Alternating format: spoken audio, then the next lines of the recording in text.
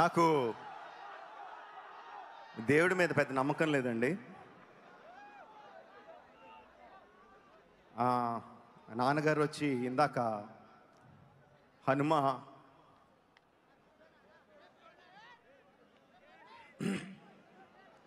వెనకాల ఉంటాడు, గుండె తట్టి నడిపిస్తాడు అని చెప్పారు.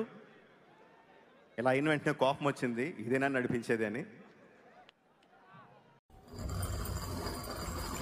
రాజమౌళి గారు, మీకు ఇబ్బంది కలిగింది, మీ వీడియో రకరకాల చోట్లకి ఏదో ఇబ్బంది ఉండగలిగి మీరు రిలీజ్ చేయలేకపోయారు. ఎవరి కష్టాలు వాళ్ళకు ఉంటాయి, కాదనట్లేదండి.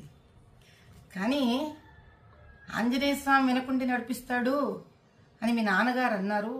అది ఇప్పుడు భావ్యంగా అనిపించట్లేదు మీకు అన్నారు కదా. పోనీ బాహుబలి సినిమాలో కోట్లు సంపాదించారు కదండి శివలింగాన్ని ఎత్తిపించి పాపం ప్రభాస్ గారితో. అప్పుడేమన్నా శివుడి మీద ఏమైనా దానకం చదివారా మీరేమన్నా? ఏ శివాలయానికి ఏమన్నా దాన ధర్మాలు చేశారా? ఆ రోజు చేసింది లేదు, ఈ రోజు తిట్టుకోవడం ఎందుకండి ఆంజనేయ స్వామిని చెప్పండి. కుల వృత్తిలో వ్యక్తులు అంటే కుమ్మరివాడు ఆ కుమ్మరి వస్తువులని, కంసాలివాడు తన కంసాలి వస్తువుని, డాక్టర్ తాను సర్జరీలో వాడే సర్జరీ వస్తువులని, వీటిని అన్నిటినీ దైవంగా భావిస్తారండి. భగవంతుడు డబ్బు సంపాదనకి వాడుకోండి, కాదనట్లేదు. కనీసం డబ్బు సంపాదనకి ఉపయోగపడ్డాడు భగవంతుడు అని ఆయన పట్ల ఒక గౌరవం ఉంచడం మీలాంటి వాళ్ళకి, మాలాంటి వాళ్ళకి, మనందరికీ సామాజిక స్ఫూర్తిగా ఉండాలి.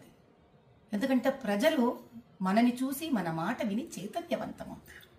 అంత బేలలాగా మీరు ఎవరో ఏదో షాట్లు మీకు కొట్టేశారు కాబట్టి మీకు ఆంజనేయ స్వామి వెనక లేడని మీరు భావించడం, ఆ తర్వాత వెంటనే సమస్య తీరిపోగానే చిన్నపిల్లలాగా వేసేసుకోవడం, ఇంకా నిలకడెక్కడుంది రాజమౌళి గారు మీ అంత పెద్ద మనిషికి కూడా?